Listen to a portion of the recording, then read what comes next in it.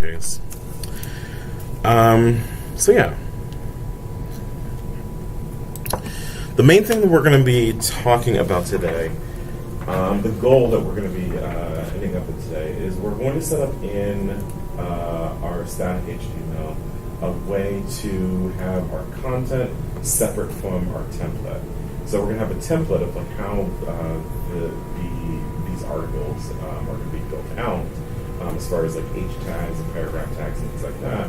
But we're going to have the actual content, the database of the information, separate. So we're going to do this with JavaScript today, and either next week or the week after, we're going to talk about it from the perspective of PHP and dealing with a kind of hidden database, as opposed to JavaScript. It's kind of all there in one file.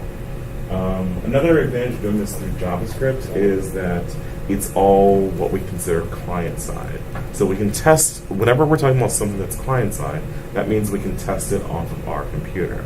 Whenever we're doing something which is server-side, which is PHP and MySQL, which is the database software, PHP and MySQL are all server-side, which means that the only way to actually test what's going on is to actually be working with the server, to actually be uploading files, to be manipulating the database online, and then refreshing everything there.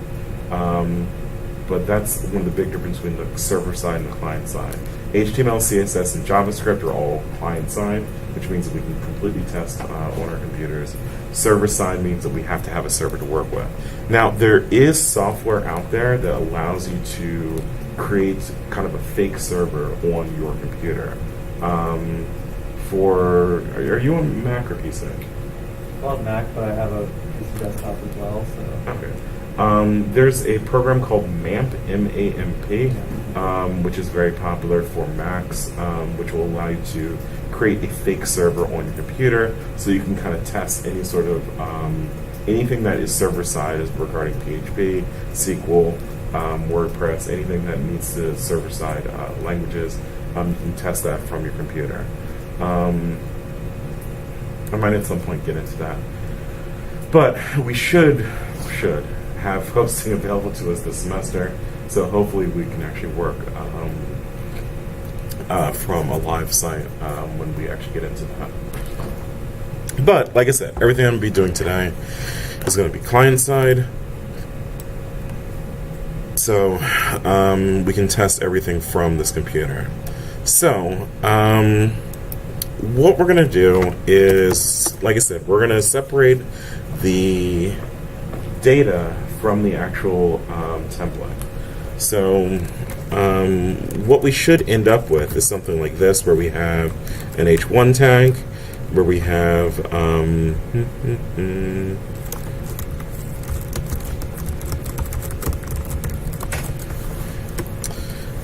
like an H1 here. We have a paragraph with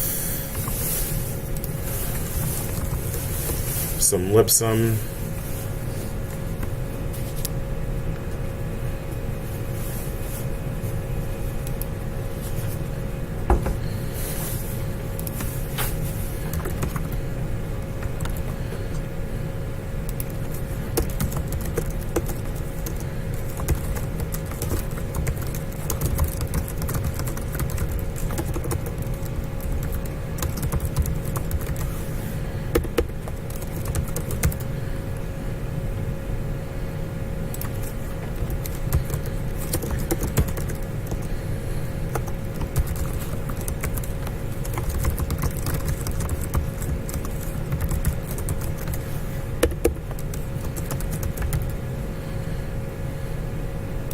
Okay. So right now, if I were to take a look at this,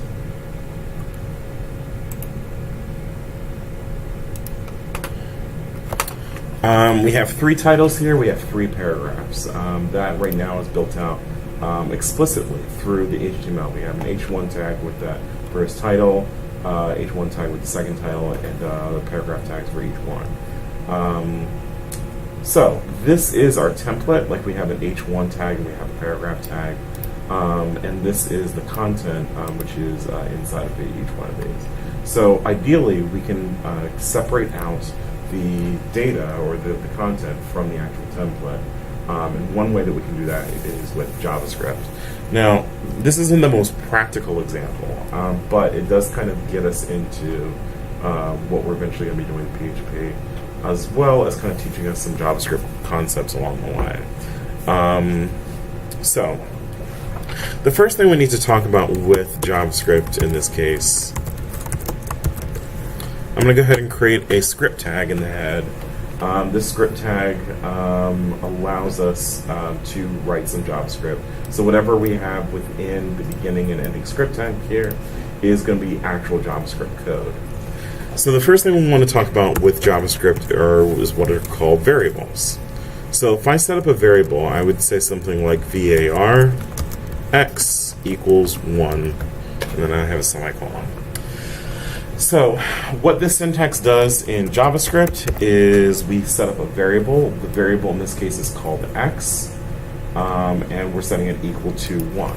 A variable name can be as one character, or it can be multiple characters.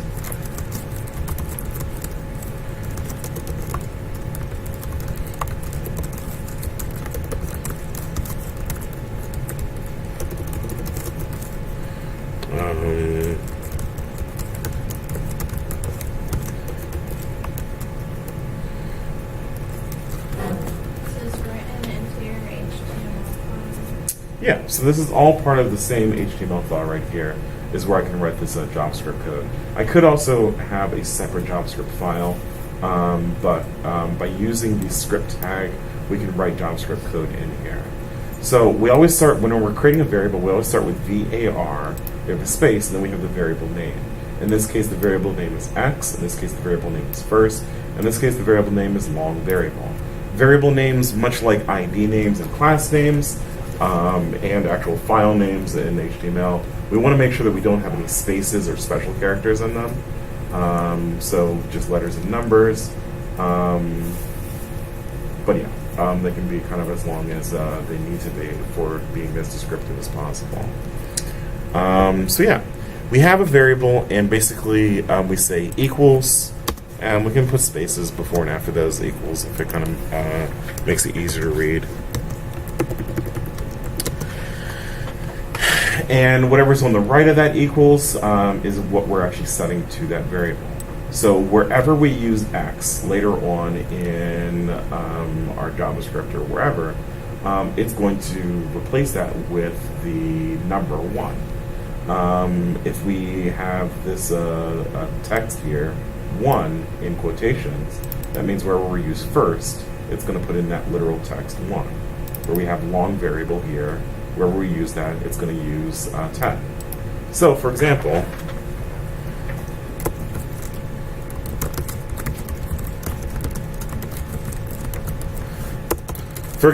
if we were to print out in our HTML, if we were to print out x plus long variable, basically we would be doing 1 plus 10 in this case. Because again, it's going to replace that x with whatever we set it to, and it's going to replace this long variable with whatever we set it to. So 1 and 10 in this case. Are you recording or should I? Oh, I'm recording.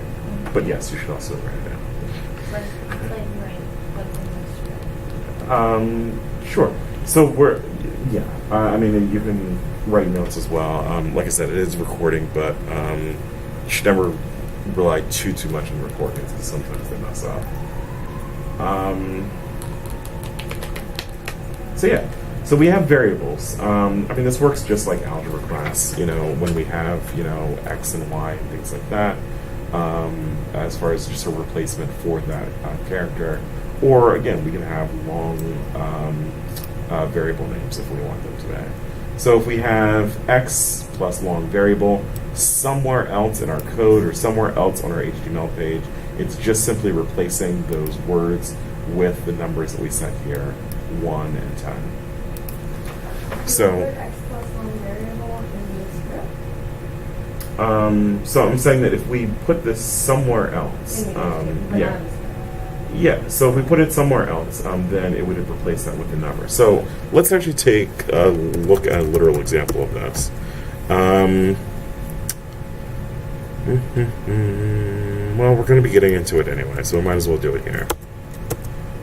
So if I wanted to actually print this in our HTML, there's a few different ways we can do it. But one of the more efficient ways is this. I'm going to go ahead and put a script tag in the body of our HTML. That way, within the script, I can actually write JavaScript code in here. Next, I'm going to write document.write. I'm going to have a set of parentheses and a semicolon. Very often in JavaScript, we end lines with semicolons. Basically, the semicolon is kind of a punctuation on a statement. You know, that's how we kind of end a single command or something like that. So I'm going to have document.write and a set of parentheses. What this does is it writes whatever we have in the parentheses to the document, to our HTML document. So whatever we put in the parentheses is going to appear in this space where we have the script tag and where we have this document write. It's going to appear in this space in our HTML, whatever we have in the parentheses there. So, for example, if we put in the number 12 inside those parentheses, and I save this, and I go back to my HTML, actually right there in that place, it's putting in the number 12. If I want to use any kind of number, I can just put that number in here. And it's going to replace, it's going to put that number right in that place. I can go ahead and move the script tag in between these two paragraphs. And as you would expect, it's going to put that right there in that place. I could put a bold tag before and after the script tag. And what it will do is it will bold whatever we put within this script tag. So,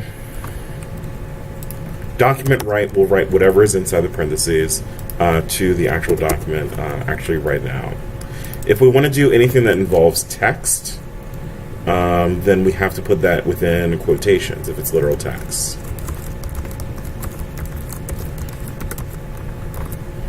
So we have the words, this is literal text, and we put that inside of quotations within the parentheses. Document write is still writing out what's inside the parentheses, but if it's literal text, we have to put it inside of quotations.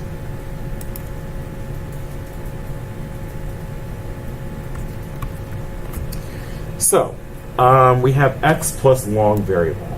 Let's take this equation here and put it inside the parentheses for document write.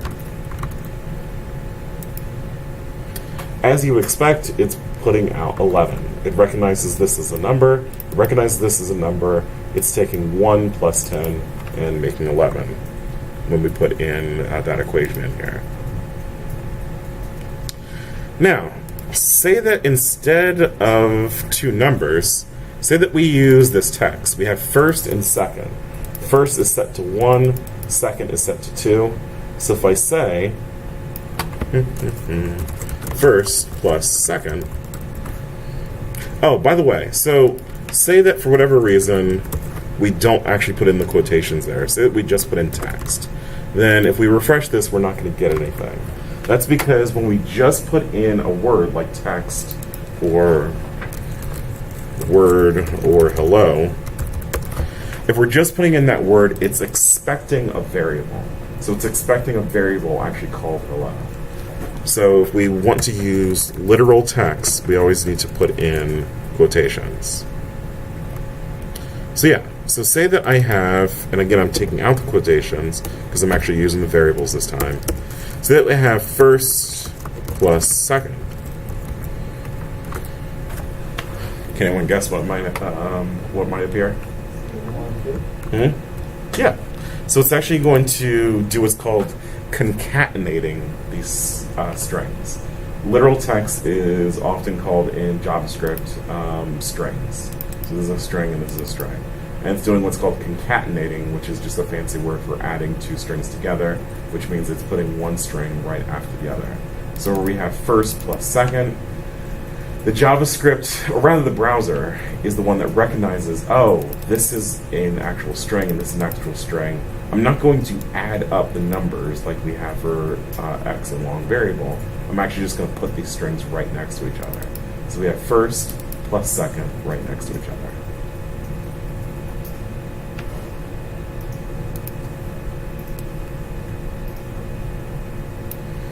Any questions on that? Then we'll go into like why we would use this. Yep. So, Can you use that to separate first and last?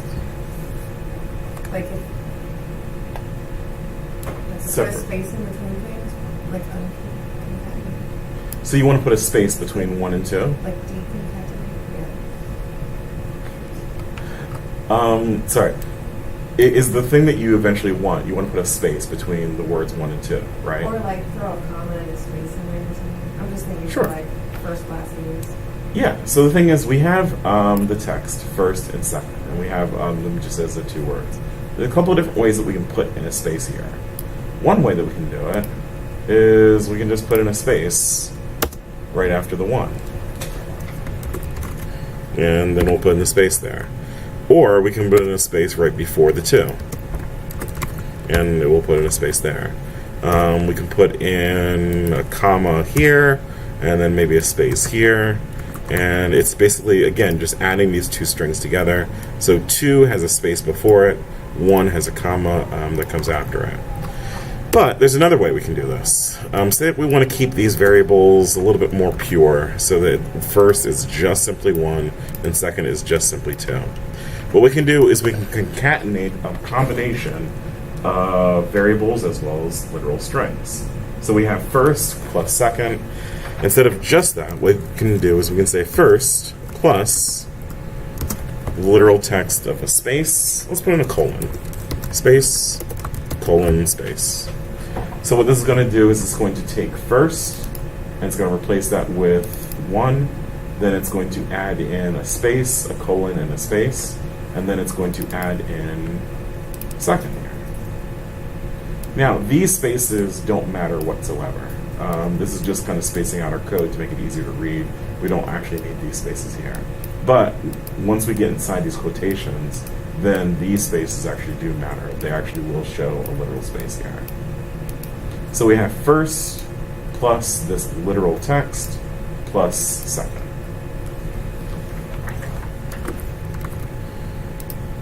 So we have 1 colon 2. Does that make sense? You also probably make a variable that says like comma space or something, and then make it equal Yeah. a little text and put it out there as well. So we could do like var separate. Did I spell that right? Maybe. Yes, there's a lot in separate. That way, we could use it over and over again. So whenever we need to make this a separation, we could do that over and over again. I just can't visualize why. Okay, we're getting there. So we have variables, and we have a way to kind of print them out right now. Is x plus long variable the same? Is that what you do? No, this is doing absolutely nothing right now because we're not printing it out. This is setting these variables. This is printing it out so we can actually see it. This right now is just adding these 2 numbers and just putting it in the ether somewhere. It's no one's actually seeing that in addition. But yeah. Okay. So let's get a little bit more practical here. Say that we have a variable here that we're going to call head1. And we're going to say this is the first title in quotations for head1. Then we're going to call this para1 for paragraph 1. And we can set up this entire paragraph. Let's not set the whole paragraph. Let's set this one sentence to this paragraph. So we have head 1 and we have para 1. So head 1 is within these quotations. We have a whole bunch of different words, not just one word. And for paragraph 1, again, we have these quotations here. And it's basically taking everything within the quotations here and setting it as part of para 1. So we have 2 variables here, 2 strings, head 1 and para 1. Sorry, those are from head 1 and para 1. Or you can name them anything you want. Yeah. Variable names, we can name whatever we want. The only rules are we don't want to use spaces or special characters. We can use letters and numbers. We also can't start with a number. So we can't do this. We can't say first like that. We can't start with a number. But we can put a number as long as we start with a letter. We can put in whatever the numbers we want in there. Are there also like certain words you don't want to use at the beginning because it'll think you're like trying to do some special? Yeah. So the thing is, there are going to be some reserved, what they call reserved words in there. That's a good example. Yeah. Yeah, I don't know what it is. Certain words you don't want to use. It'll probably light up. What's an example? Yeah. Okay. So you see how if the word if is green, that's telling us that that's something else in this particular case. So luckily, if we're using some sort of HTML editor, it'll probably color code it in a way that will make it pretty obvious. So the word if is actually reserved. We can't name a variable if. We call it if 5 if we wanted to, but it can't just be if. Oh, by the way, also before I forget, the capitalization does matter. So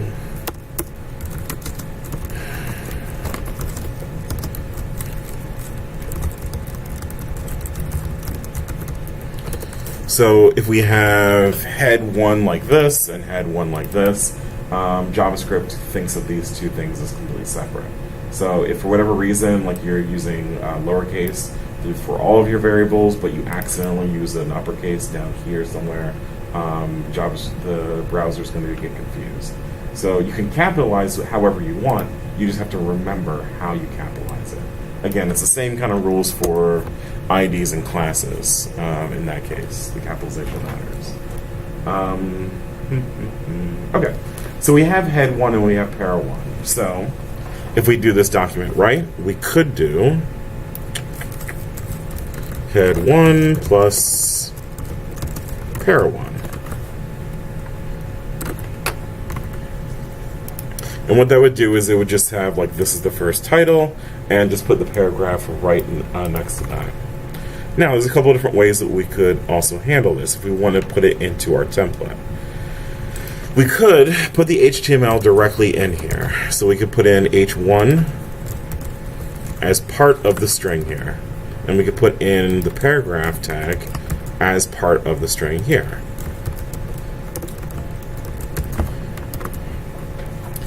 So we're actually putting in HTML code within the quotations here.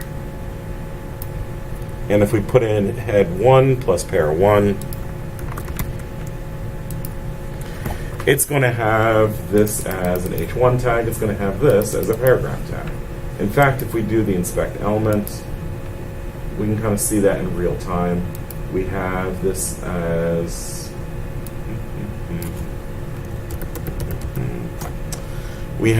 this is the first title in that h1 tag, and we have this paragraph as that there. But it's a little bit inefficient to constantly put in a lot of HTML within what will be our variables here. Now, that is going to be part of what we're going to be doing with our content management systems, but when we talk about a template, whenever we're repeating something, like we always know that we want our headings within h1 tags. Whenever we're repeating something, we want to try to put that in the template, not in the actual value of the variable. So, instead of putting h1 here, and instead of putting the paragraph tag here,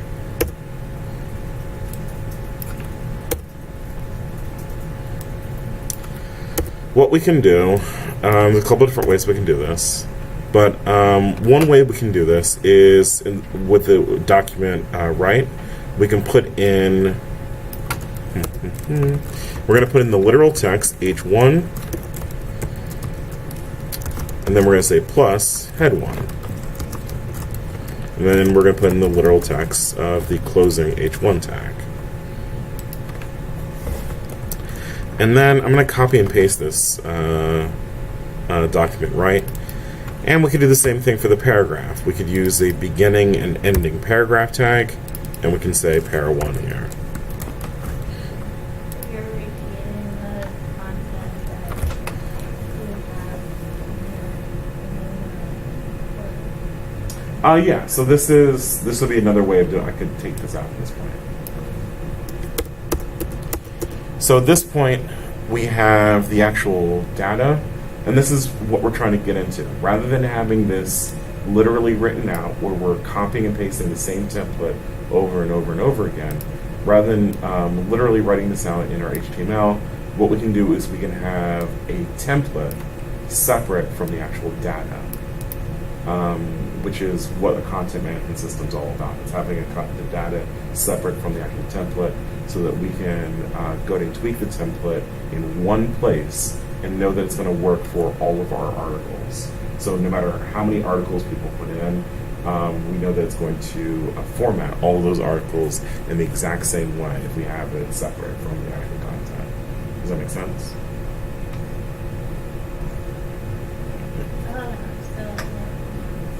So say that you were to build out this news website, and say that it had 100 articles, and say that like you built a static HTML thing, a website for them, and it has 100 articles. You need 100 different HTML pages for that. And say they decide at some point, you know what? Actually, we don't like this photo at the top. Can we put this photo on the right? You would have to go through all 100 HTML pages to actually make that change in order to actually change it that way. So with a content management system, we're going to have one template file that's going to feed in the data of a database that's going to have titles, it's going to have like a photo in that database, it's going to have the actual content, all the paragraphs, somewhere within that database. And it's going to feed it into one template file. So that way, any changes that we make to that template file will apply to not only all the articles that have been written, but all the articles that will be written will all kind of feed into that one template file. But it depends on us separating out content from the template. So this is the template with the content actually in it, and this is what you're actually going to be building over the next 2 weeks. This is going to be your static HTML, where you're actually going to have this as part of it. But what we're going to do is we're going to strip out whatever content you currently have in there. So definitely put in like lorem ipsum, put in fake images, but we're going to strip out the actual content so that all we're left with is the template, and we're going to put in variables in place of that actual content. That way it knows to pull from the database and kind of put it into that template. Does that kind of make a little more sense? Like we're still kind of working on like how this actually looks, but just like the concept of like kind of separating this out so we can kind of use that template over and over again. Yes? The variable stuff at the top then is in a separate document? So Otherwise, when we're going to have all the hundreds of pages of content in the yes. So the thing is, when we actually get into a WordPress content management system, what we're going to see here as part of a database is going to be completely separate. So we're going to just end up with a PHP file, and that's going to have this this separate. But yeah, we're doing this today with JavaScript, which means that we can put it all within the same file. There's actually a few different ways we could still do this with JavaScript and have it separate. There's XML documents. We can do this through what's called JSON. Is another way of doing it, but this is all still what we call client-side, which means that it's we don't have to necessarily worry about the server or an actual database. If you remember last week, I showed you like what the database actually looks like. Yeah, with like that it's was like on a server. yeah, so it's like an Excel spreadsheet. I guess that would be XML, and this an Excel spreadsheet with JavaScript with column on your client side. So for WordPress uses what's called a SQL database. Yeah. The SQL database looks pretty much like a Excel spreadsheet, but the code and how that database is actually put together is technically called SQL. That's the database format. But yeah, XML, I was saying, is one way that we could possibly do this, where we would have all the content separate from our template. We're doing this all within one file just because it's just easier to read, just for today, as far as the illustration. Oh yeah, you can say Excel documents as Excel. Depends on how complicated the spreadsheet is. For like a normal kind of spreadsheet, yeah, you could easily export it. But if we're dealing with something that has like a lot of macros and formulas and things like that, then it's not going to translate exactly. But yeah. So we're starting to see this, like where we have the data up here, we have the template down here. Again, like we have the H1, we have this paragraph, so that we don't have to put in the HTML inside the actual values here. We have it as what I'm calling the template down here. So this is one way of doing it. We have two document rights. We have this H1 and we have the paragraph. Technically, we could even do this all within one document right. Something like that, where we have literal text H1, variable head 1, literal text closing H1, literal text paragraph, variable para this way. We could even do it like this, because both these are literal text. We don't need to have them as two separate things like that. But this is a little bit easier to read, and it does the exact same thing. So let's always make things easier to read if it does the same thing. There are no prizes for the shortest HTML page, so let's make it easier to read. So we have this, again, this is one way of doing it. We have the H1 tags as part of this. But one other way of doing this is, as you could see, when I had the bold tag surrounding this entire script, it was applying bold to everything that this script is actually spitting out. So we have this bold tag, and it's going to be bold for this entire thing. And even if we wrap around here, we could wrap an italics tag here. We could wrap a div around here. And it's going to consider everything that the script actually spits out as a part of whatever this this wrapper is. So another way we can do this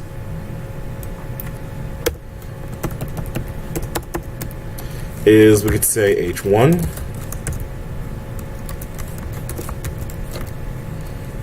and then we have script document right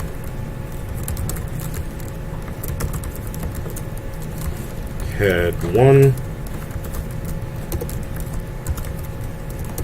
and H1 down here, and then P for the paragraph. And inside that paragraph, we could have script, document, right, para 1.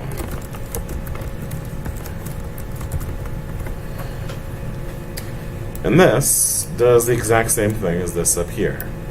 So why would we want to do one over the other? Well, if we do it this way, then it kind of looks a little bit more familiar when it comes to HTML, as far as like the actual context of it, like the syntax.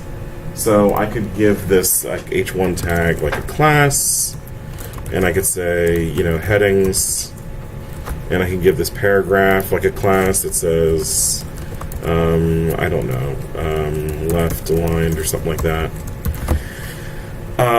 Where, again, this HTML syntax just looks a little bit more familiar to us than if I tried to do it in here, and I'd have to say, like, you know, class and headings like that, and it just, like, we end up having more on one line, and it becomes a little bit harder to read But again, I want to be very clear, this will do the same exact thing as this down here.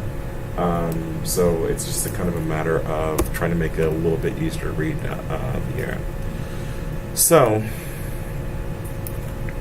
let's actually go with this one. And we just want to be clear that we have the template here, which is at this point just simply an H tag and a paragraph tag.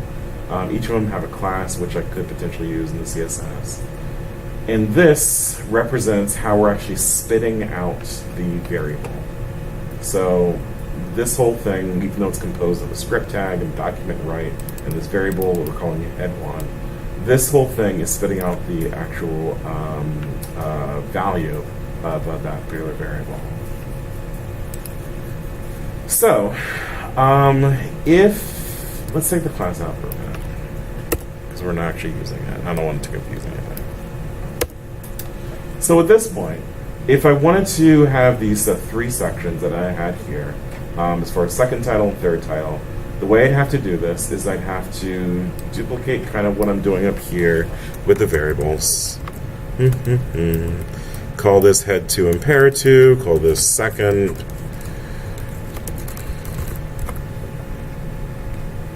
And take some, ellipse some from here.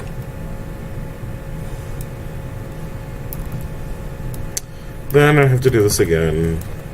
3, 3.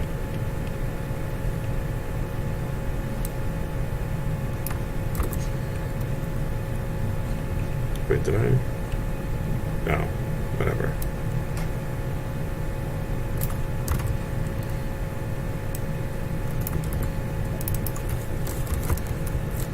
Okay. So I'd have to set up the data like this, where we have head 1, pair 1, head 2, pair 2, head 3, pair 3, and I can get rid of this this down here. But at this point, I'd have to still repeat what's going on with this template. So right now, this is just going to show the first title and the first paragraph. If I want to show the other ones, I'd have to copy this template, paste it 2 more times, and I have to do head 2, pair 2, and head 3, pair 3. And it's going to put head 1 inside of a H1 tag, it's going to put a head 2 inside of an H1 tag, and do the same thing for all the paragraphs. And then that'll show up just like we expect. However, this is kind of defeating the purpose. I mean, it's just moving everything. We have the data up here, and we have the template down here, but we're repeating the template over and over again. So again, this is not helpful at all, because we still have to write pretty much the same amount of code, maybe even more, in order to accomplish the same thing.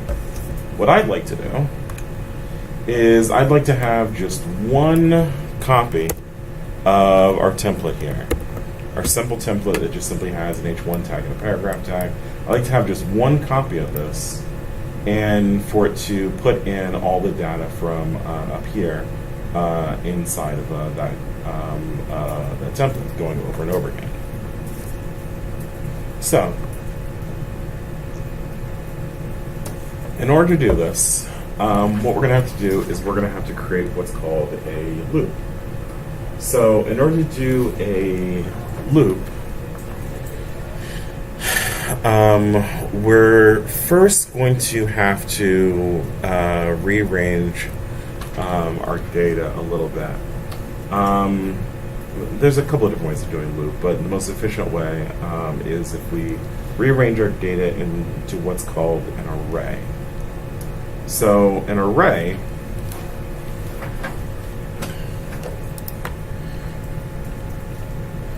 is a type of variable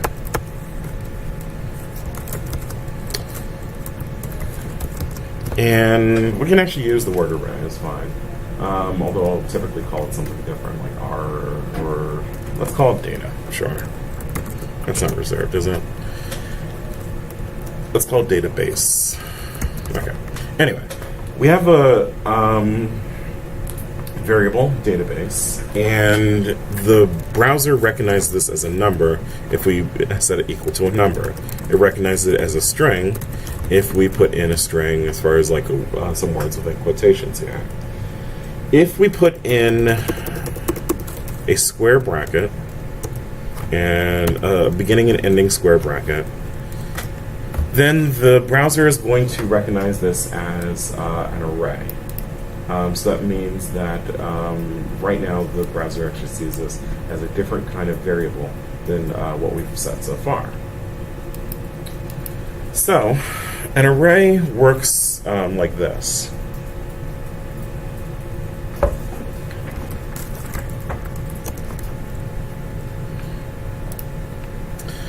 Normally, inside the code of the computer, inside the code of the browser, where we have x, that's going to be equal to 5. Where we have y, that's going to be equal to 10. And we just have this this format as far as like the variable name.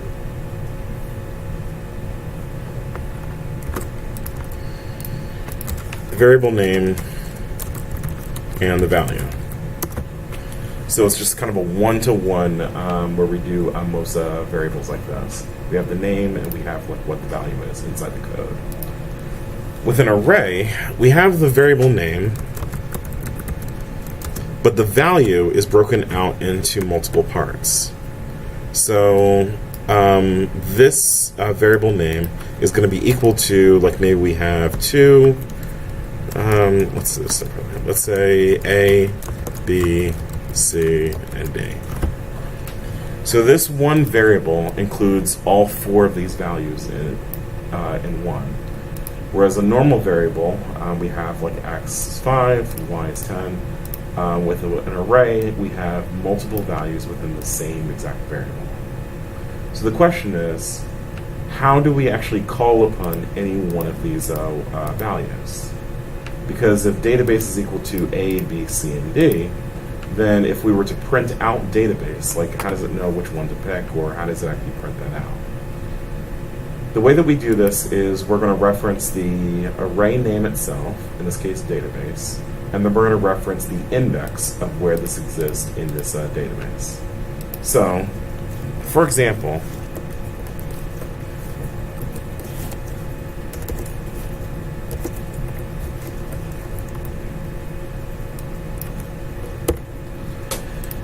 for this variable database, this array that we have here, I'm going to say database 1 is equal to A, database 2 is equal to B, database 3 is equal to C, and database 4 is equal to D. That way, if later on in our code I want to reference database 1, it knows that that's A. If I want to reference database 2, it knows that that's B. So we're using one variable name to hold multiple values, and they're all based on the index, in this case, or like where it actually is within that that array. Now the reason... Are you just using this Excel sheet, like, as a... Yeah, just as a visualization of what's going on. Now I want to be clear, the reason why we're doing this in an array is because we're going to be dealing with a loop, and a loop can go through each part of an array pretty easily without having to worry about, well, this one's called head 1, this next one's called head 2. Like, we need some sort of relationship between that. You would think that, like, the browser could recognize the fact they both start with head, or they both start with para, or something like that. But we need a way of kind of linking this value to this value. And the easiest way to do this is to put both of these, or rather all 3 of these, within the same variable, in this case an array. And then we're going to loop by going through each index of that same value. So, the way this looks a bit more practically, is this still recording? Should be. Okay. The way this looks a little more practically is, again, we have, instead of as far as just x equals 5 or 10 or whatever like that, we're going to have a set of square brackets here. Okay. Inside those square brackets, we can have the multiple values. If we want to use numbers, like we could say 5, comma 10, comma 15, comma 20. So this database right now has 4 different values. The first one is 5, the second one is 10, the third one is 15, the fourth one is 20. Or we could have strings. So we could have apple, banana, orange. This database has 3 different variable values, 3 different values, and it's 3 different strings. Each one is just within quotations here. So we have the square brackets here,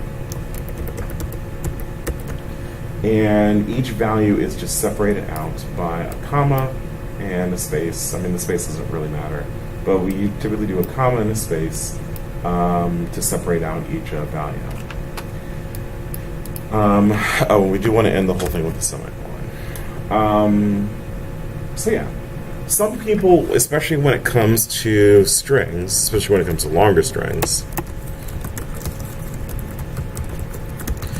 is they'll separate this out in multiple lines.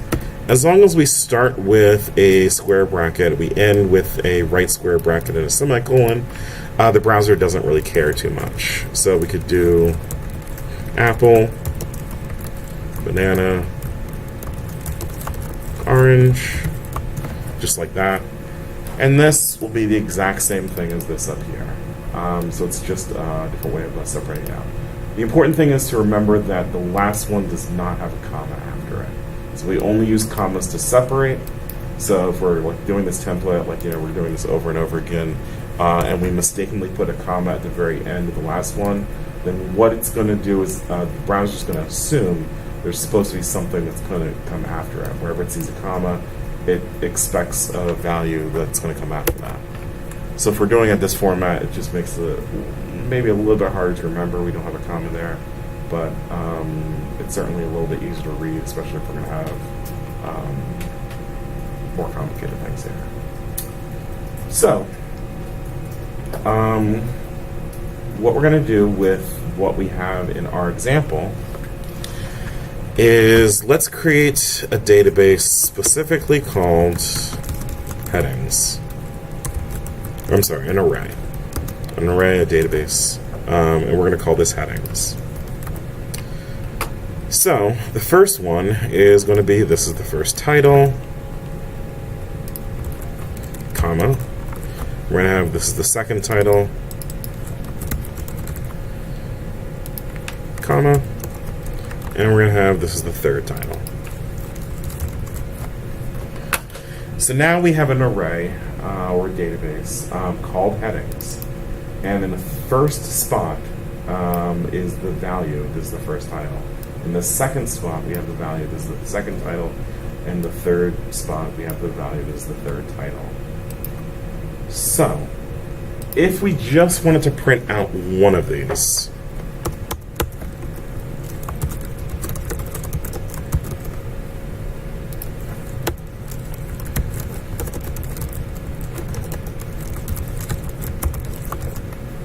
if we just wanted to print out one of these, what we could do is we're going to do our script tag, we're going to do our document write, and inside the parentheses, instead of just simply putting in one variable name,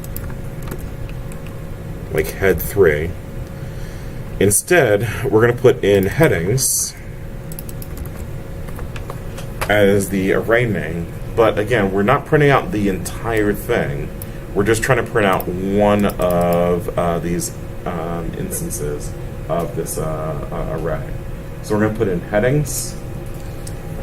After headings, we're going to put in a set of square brackets, so a beginning and ending square bracket. And inside those square brackets, we're going to put in the number reference of which ones we want. So for example, we could put in a 1. Now, there's one now as we get here. There's one thing that I've actually been lying to you about so far. I know I'm bad. Because if we put in headings 1 and we actually take a look at this, it's saying this is the second title. That's not the one we want. We put in a 1 here. That's because JavaScript, when it's looking at these arrays, this is kind of confusing.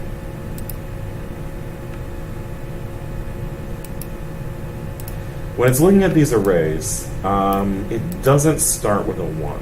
It starts with a 0. So this is the 0 spot, this is the 1 spot, this is the 2 spot, and this is the 3 spot. So whenever we're talking about the index of an array, we have to always think about the fact that it starts at 0.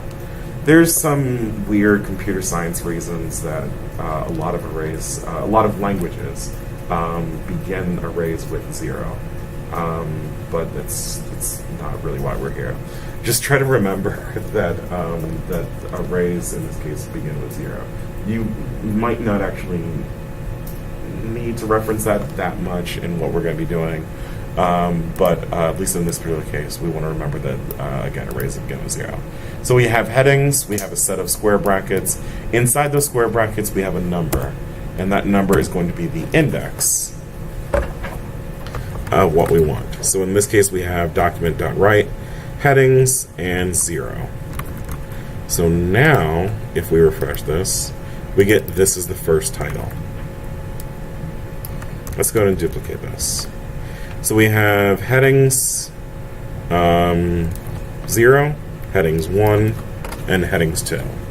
So this will print out the first one, this will print out the second one, this will print out the third one. I'm going to throw in a line break here just so that these aren't all ending up on the same line, because we don't actually have the HTML code in here right now. But again, this is the 0 spot, this is the first spot, and this is the second spot. First title, second title, third title.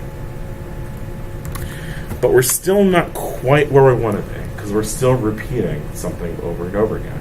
Again, we eventually want to get to the spot where we only have one instance of our template, and we're able to kind of loop through this over and over again. So we have our data set up in an array. That's helpful. Let's go ahead and do the same thing for paragraphs. I'm going to say equals. I'm going to have a set of square brackets and a semicolon. And then what we're going to do is we're going to set it equal to these. Let's do it this way.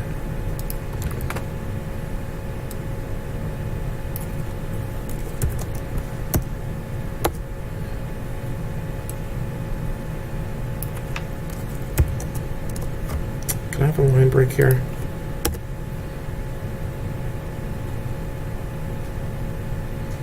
I'm not sure. Let's take it out. Okay. So we have paragraphs. Paragraphs is separated out into 3 different values. We have this first one, all within quotations. Then we have a comma. Second one, all within quotations, comma. Third one, all within quotations, no comma, because we don't have a comma at the very end. So we have our headings here. We have our paragraphs here. In a database, these would actually kind of be part of the same row.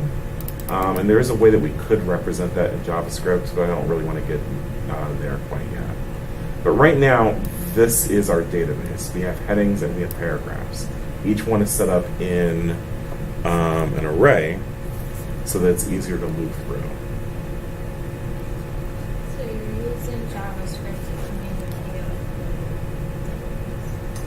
with Yeah, well, we're using JavaScript to mock a database in this case. Like, so a database is going to look a little bit different when we get into PHP, but this is one way that we can look at this as a way of separating out data from our content. And there's lots of uses for this kind of thing in, like for Java. I mean, the reason why JavaScript has arrays and allows you to kind of loop through things like this, there's other ways that we can kind of use the same technology. but I want to express it this way because this is going to get into what we're going to be doing with content management systems. But yeah.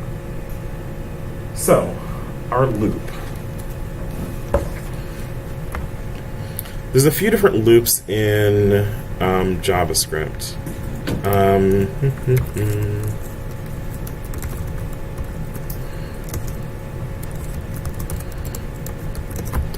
And I'm trying to remember what I linked. Oh, I didn't actually link the loops. Alright, I'll make sure to update that. There's what's called the while loop. There's also what's called the for loop.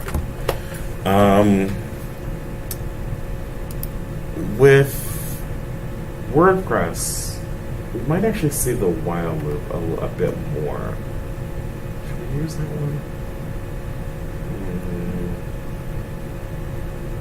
Yeah, sure. Let's do it this way. So we'll use the while loop because, again, I think this is going to be what is a little bit more common to use actually in WordPress. However, the for loop can be especially helpful when it comes to arrays. As you can kind of see here, this is going through a database or an array called cars, and we can kind of loop through the cars that way. The while loop, we can kind of do the same thing. Which one do I want to do this? Yeah, let's stick with the while loop. Both of them are options, it's just slightly different syntax to do it. But with the while loop, basically we set up what's called a condition. And within that condition, it's going to keep doing what's inside these curly braces. We have this beginning curly brace and this ending curly brace. Sorry. This beginning curly brace and this ending curly brace. It's going to keep doing what's inside the curly braces as long as that condition is present. So it's saying while blah, blah, blah, it's going to do what's in those curly braces over and over and over again. In this particular case, we have a variable called I. And it's checking to see if I is less than 10. So so it's saying while I is less than 10, it's going to basically say the number is, and it's going to take I, and then it's going to add 1 to I. Because I plus plus is one way to add 1 to I. Now we take a look at this. Basically what it's doing is saying the number is 0, the number is 1, the number is 2. As soon as it gets to the number is 9, saying the number is 9, it's going to add 1 to I. It's going to check this condition again. I is no longer less than 10 because I is equal to 10. So it's going to stop this this loop. Let's take a look at this with what we're doing. So I'm going to take these repeats out because that's, again, defeating the purpose. And this is essentially what we want. We were trying to output headings, but instead of having a 0 in there, we want to kind of loop through the entire array. So we're going to start off with while. We're going to have a set of parentheses and a set of curly braces. Those curly braces are going to surround everything that we're trying to repeat over and over again. By the way, I just tabbed this over. The tabs don't matter in JavaScript the same way they don't matter in HTML. We tab things over because we're saying that this is inside of this. The same way we do it in HTML, we're saying this is inside of this. We tend to tab things over. The tabs aren't actually making a difference in the code. It's just making it easier to read. But anyway, we have while, a set of parentheses, an open and closed parentheses, and then a set of curly braces. The thing that we're trying to repeat is going inside the curly braces, and the condition is what's going on inside the parentheses. A template for this is something like this. We have while, we have a condition, and inside the curly braces we have what to repeat. And we can have lots of different things inside of that. But it's going to repeat everything that's inside those curly braces as long as the condition is true. So we say condition, but essentially the condition is a question. And even more specifically, it is a true or false question.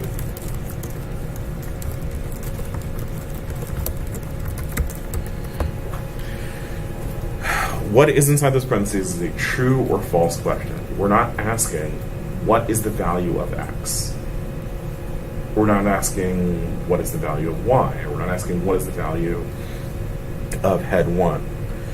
The true or false question is essentially going to be, is this equal to something else? Is this greater or less than something else? Is this not something else? So whatever is the question we put inside these parentheses is something that's actually going to be either true or false. So for example, we wouldn't put in while head 1 as if like we're trying to ask what the value of head 1 is. We would put in while head 1 is equal to 1, or while it is less than 10, or while it is greater than 5. If we want to say not in a weird way, we would actually just put in exclamation point equals 9. That would say if while head is not equal to 9. But anyway, we have some sort of question there, which is either going to be true or false. So, in this case, what we want to do is we want to make up a variable that we're just going to call index. Is that reserved? I guess not. This index is going to be the number that's going to go in here. So it's going to start off at 0, it's going to go to 1, it's going to go to 2. So we want to say, well, index is less than 3.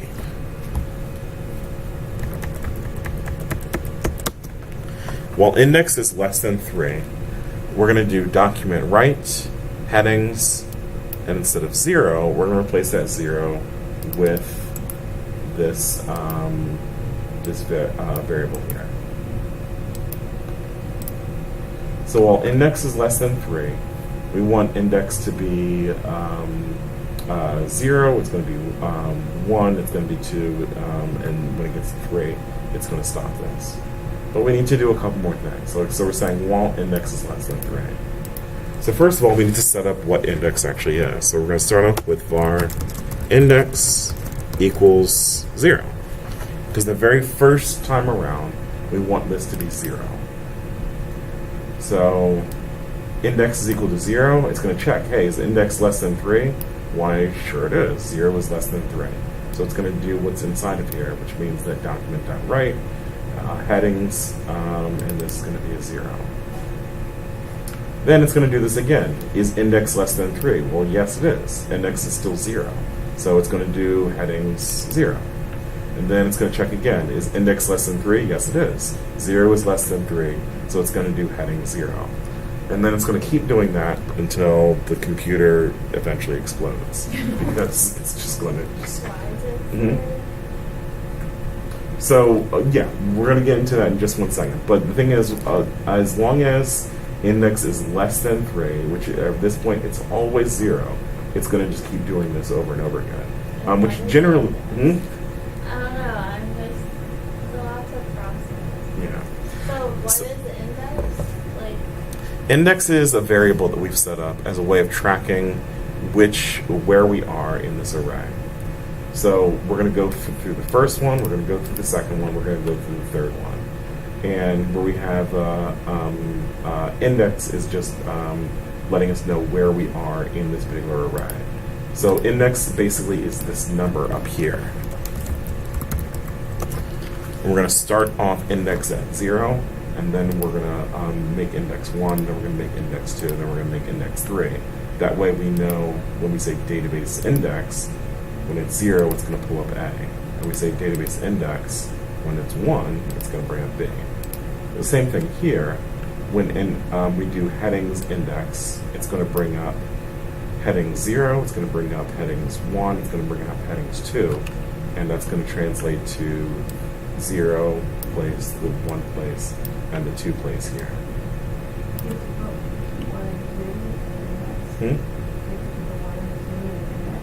No, so we want to be able to change index. So right now, index is not changing. We start off index at 0, and we're checking to see if index is less than 3, 0 is less than 3, and then we're going to be repeating document write. Now, if I were to run this right now, it genuinely would crash Chrome because it would just keep going over and over again. So, we need to actually change the value of index. And, well, there's different ways of doing this. One of the most straightforward ways of doing this is saying index equals index plus 1. So what this does, it adds 1 to index. So, index is starting off at 0. Is 0 less than 3? Yes, it is. So we're going to run this line where we're going to replace index with what that value is. The first time around, it's going to replace it with a 0. Then we're going to have 0 is equal to 0 plus 1, which means that it's going to be 1. So now index is 1. Is 1 less than 3? Yes, it is. So now we're going to do headings 1, and then index, which in this case is just 1, is going to be equal to 1. Let's not replace that first one. That's confusing. So it's going to be 1 plus 1. So now index is going to be 2. So then we have 2. Is 2 less than 3? Yes, it is. So then we're going to do headings 2. And then index is going to be equal to index plus 1. So it's going to be 2 plus 1. So now this is going to be 3. Is 3 less than 3? No. 3 is not less than 3. 3 is equal to 3. So this now is false. So it's going to ignore everything that's inside these curly braces and just simply move on. So the reason why we're using a 3 in this case is because we have 3 headings here. So we know we need to end it at some point. And the way that we've structured this loop, we're ending it when it's equal to 3. Let's take that through just one more time. So index starts off at 0. It's going to replace the index here. It's asking, is 0 less than 3? Yes, it is. So it's going to continue what's inside these curly braces. Again, it's going to replace that index with a 0. So we're doing document write heading 0, which means that we're printing out first title. Then it's saying index equals index plus 1. So it's saying index is going to be equal to 0 plus 1. So that's going to be equal to 1. Let's take that value and try this loop again. So now this is a 1. Is 1 less than 3? Yes, it is. So now we're printing out headings 1. Headings 1 is going to pull up this spot here. This is the 0 spot, this is the 1 spot, this is the 2 spot. So now headings 1 is pulling up this here. So we're doing headings 1. Once again, we're replacing index here with the 1. So now index is equal to 1 plus 1, which is 2. So let's do the loop again.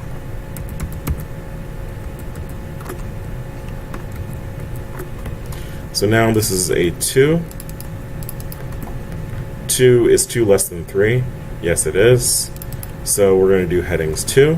It's going to pull up the 2 spot, which is this third one. Then it's going to do a 2. 2 plus 1 is equal to 3. So now index is equal to 3.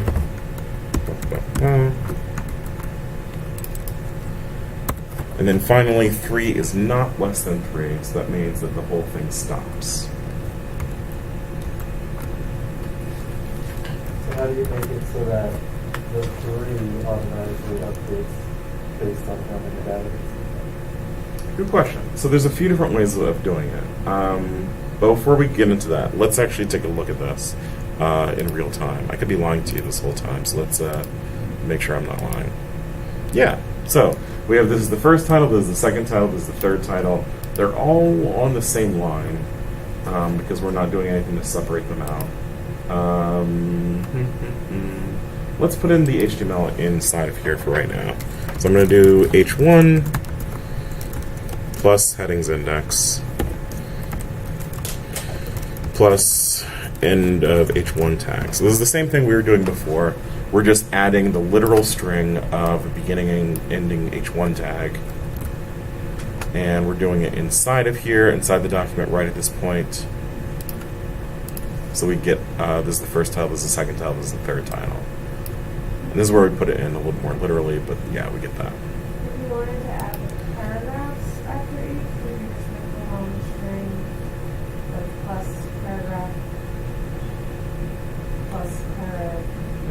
index close paragraph. Sorry, say again, because I think you were really close. You Say, could just put, like, copy this, except change it all for the paragraph one and put it in the same parentheses. so copy which part of it? So, like, right after the close heading literal thing, then put a plus, open paragraph, and the literal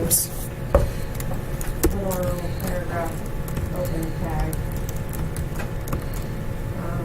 plus paragraphs, index, close, plus close paragraphs, Paragraphs. index, plus literal close paragraph. Would that do it?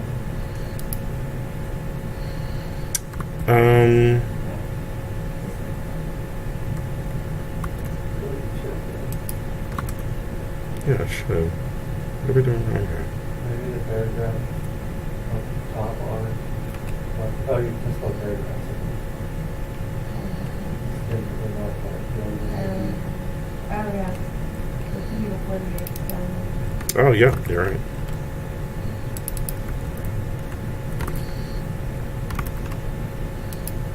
But yes. Yeah, you're exactly right. That is one way that we can do it. Let's take this out since we don't need that anymore. Yeah. So the thing is, as you can see, we can reuse index. We're also going through 3 of them. We can reuse index to loop through paragraphs. At the same time, we're doing headings. We're already looping through 3. We know that the amount of headings we have is the same as the amount of paragraphs we have. So yeah, let's use the same loop, the same structure, and wherever we need to do 3 of something, let's do all of them in the same one. Yeah, very nice. We can do both in the same loop. Now, you were asking about, is there a way that we can set it so that we don't have to literally put in 3 here? Because like as you update Yeah. the database, there's going to be more. Yeah. So one way we can do this, as far as JavaScript is concerned at least, is we want to pull up the current length of headings. We want to know how many are actually in there. Now we could also do this with paragraphs, but the way this is structured, we have to assume that at least, at the very least, that it's going to be the same number. So what we could do is we could put in headings dot length. Yes. Is it? Hang on a second. Yeah, it's just dot length. I was trying to make sure I don't get it confused with length that looks like that. But yeah. So we put in headings.length is the JavaScript way of saying, hey, what is the length of headings? Or basically, how long is headings? How many how many points does headings actually have? So if we put in headings.length, then that should do the same exact thing. But the reason why we can actually see it in real time is if we add something to this one. If we put in 4th and 5th, then it should go through 5 of them. However, we might get an issue if these are not the same. So if it's going through 5 of these, but we only have 3 of these, then we might have a little bit of an issue. Like, yeah, it's saying undefined. So it's yeah, it's definitely pulling the first. I know what that is. It's pulling in the first paragraph. It's pulling the second heading. It's pulling the second paragraph. But as soon as it gets to what's the fourth paragraph, it's giving us this word undefined. This is a word that comes up in JavaScript errors a lot, where it basically just simply means that it doesn't really know what this is. So it's saying undefined as a way of saying the browser saying I can't find this. So we'd have to make sure that we'd have 5 of these paragraphs in the same way that we have 5 of these. Now, again, when we actually get into a real database, let's get back to that for a minute. Do I still have that?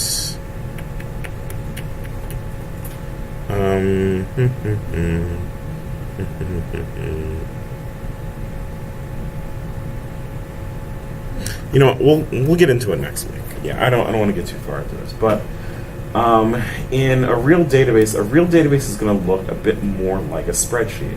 So we would have something that would look a little bit more like this, where we would have like heading, and we'd have paragraph, and we'd have image, and we'd have date. And for heading, this would be like, you know, this is first, and there would be some lipsum in here, and we'd have some sort of image.jpg, and then, like, you know, some sort of date in here. And we would have like a whole list of these, you know, only the actual, you know, things would be different here. So that we would have like, you know, 1 spot, a 2 spot, a 3 spot, and a 4 spot, and things like that. What this means is, like, if this is how it actually looks in a PHP database, and a WordPress, and a content management system database, we would have like some sort of database, like maybe it's called database here, and instead of just saying some database 1, it's going to say like database 1, and it's going to pull up the heading for database 1. And we'd have database 2, and it's going to pull up the heading for database 2, or like the paragraph or the image of the date, things like that. So in this case, we have 2 different arrays. In this case, we would have 1 array, but inside each of those spots, it would have multiple values within that. And there's actually a way that we can represent this in JavaScript as well, but I don't want to get like too confusing with that. So we're just kind of keeping this as 2 different arrays at this point. And we kind of see like how that actually works with this. What you're saying is like you guys got like kind of like 2 one-dimensional arrays, where the other this is like 1 2-dimensional. Exactly.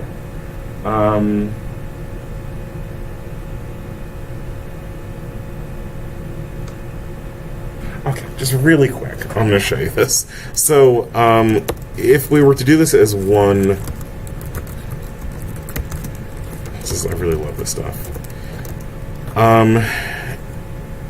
If we're talking about an object, let's start with that.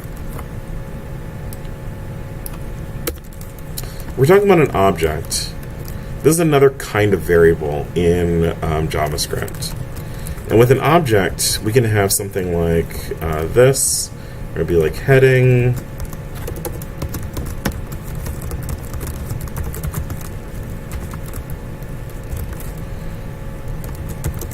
And paragraph.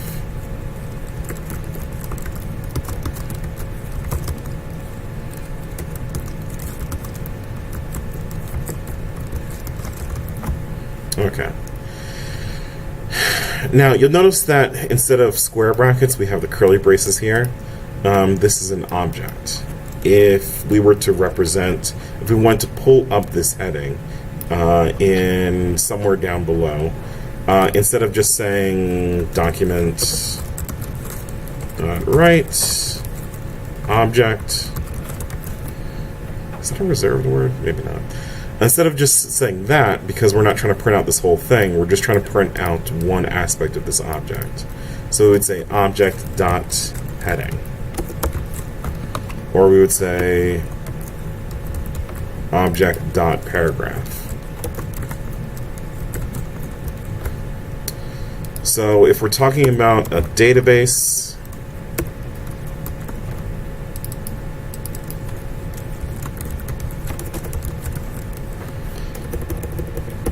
we use the square bracket and some sort of index, some sort of number, to represent the one part of that array. But if we're talking about an object, that object has multiple properties. And we can set up the properties in this way. So off of this one object, we can have object.heading, object.paragraph as a part of this same thing. And if we wanted to write that out, we could write that out this way.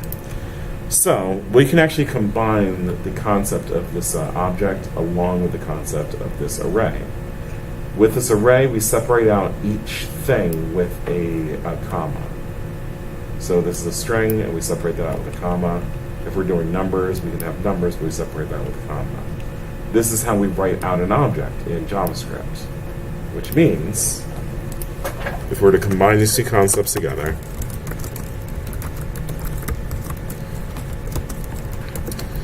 we can have square brackets representing the fact this is an array, but inside of each one of these, we would have a set of curly braces. And brackets gets kind of confused about the tabbing here. Oh, come on, brackets. Hang on a second.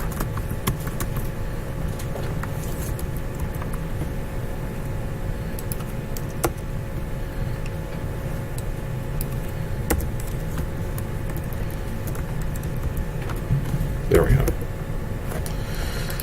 So, between the commas, we have what's an object, which is basically the set of curly braces, which means that we could do heading and paragraph between these curly braces.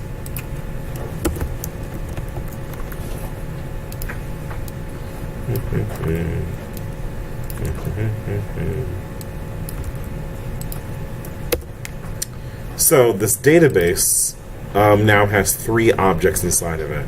Each object has a heading and a paragraph, which means if we wanted to represent any part of this database, we could say document.write database 0, and then after that square bracket, we would say dot heading. And what that will do is it will pull up the 0 spot, which is this object, and it will grab the heading from that object. So that will be the same exact thing as if we put in this as the first heading in this spot here. And then we could do paragraph, and then again, like that's going to be the paragraph of spot 0. Or we could do one of each of these and it would do that. So the advantage of doing it this way, where it is a 2-dimensional array here, is that if we grabbed it in here, we could simply say database dot length, and we could say database index heading paragraph.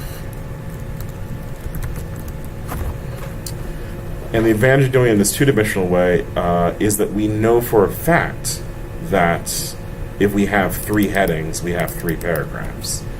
Whereas in this case, we'd have to kind of go back and forth. Now, the way that we're seeing it here is, again, a bit more representative of a server-side database. A server-side database is going to be like a table like this, which is more like this, where each row, this is the 0 spot, this is the 1 spot, this is the 2 spot. The same thing here, should be slightly more accurate. This is the 0 spot, this is the 1 spot, this is the 2 spot. So each index here has multiple parts to it. But yeah, like I said, we're going to get into this a bit more next week, and a bit more closer to what we actually be dealing with like server-side scripting languages.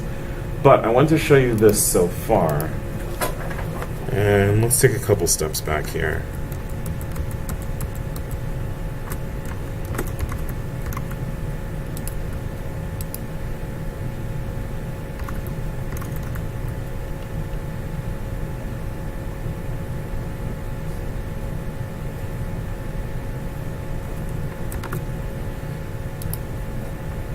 The database stuff. Oh, yeah. Wait. Oh, no, I have these right ones up here. Okay, sorry. And yeah. Lock this back. Actually, let's just change this back to 3 for a minute. Well, yeah, let's keep it as that. I'll upload this so that you have it in case you want to reference this along with the screen recording. But yeah. Anyway, we have a template down here with our H1 and our paragraph tag, and we have the data separated out up here. This is just like, again, the basics of any sort of content management system is we have the template separate from the database. Next week,